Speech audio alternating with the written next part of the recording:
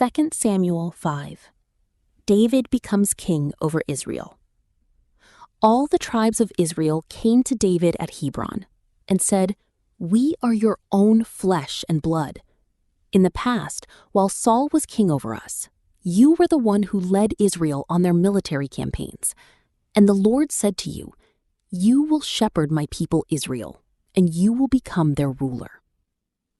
When all the elders of Israel had come to King David at Hebron, the king made a covenant with them at Hebron before the Lord, and they anointed David king over Israel. David was 30 years old when he became king, and he reigned 40 years. In Hebron, he reigned over Judah 7 years and 6 months, and in Jerusalem, he reigned over all Israel and Judah 33 years. David conquers Jerusalem. The king and his men marched to Jerusalem to attack the Jebusites who lived there. The Jebusites said to David, "You will not get in here. Even the blind and the lame can ward you off." They thought, "David cannot get in here." Nevertheless, David captured the fortress of Zion, which is the city of David.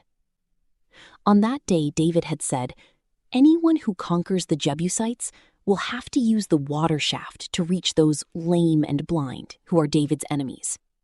That is why they say, "The blind and lame will not enter the palace." David then took up residence in the fortress and called it the City of David. He built up the area around it from the terraces inward. And he became more and more powerful because the Lord God Almighty was with him.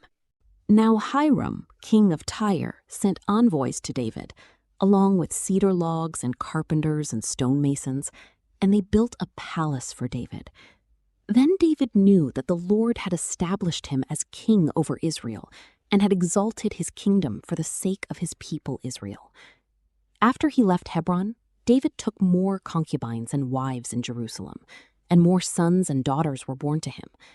These are the names of the children born to him there: Shemua, Shobab, Nathan, Solomon, Ibhar, Elishua, Nepheg, Japhia, Elishama, Eliada, and Eliphalet. David defeats the Philistines. When the Philistines heard that David had been anointed king over Israel, they went up in full force to search for him. But David heard about it and went down to the stronghold. Now the Philistines had come and spread out in the valley of Rephaim. So David inquired of the Lord, "Shall I go and attack the Philistines? Will you deliver them into my hands?" The Lord answered him, "Go, for I will surely deliver the Philistines into your hands." So David went to Baal-perazim, and there he defeated them. He said, "As waters break out, the Lord has broken out against my enemies before me." So that place was called Baal-perazim. The Philistines abandoned their idols there, and David and his men carried them off. Once more, the Philistines came up and spread out in the valley of Rephaim. So David inquired of the Lord, and he answered, "Do not go straight up, but circle around behind them and attack them in front of the poplar trees. As soon as you hear the sound of marching in the tops of the poplar trees, move quickly, because that will mean the Lord has gone out in front of you to strike the Philistine army." So David did as the Lord commanded him, and he struck down the Philistines all the way from Gibeon to Gezer.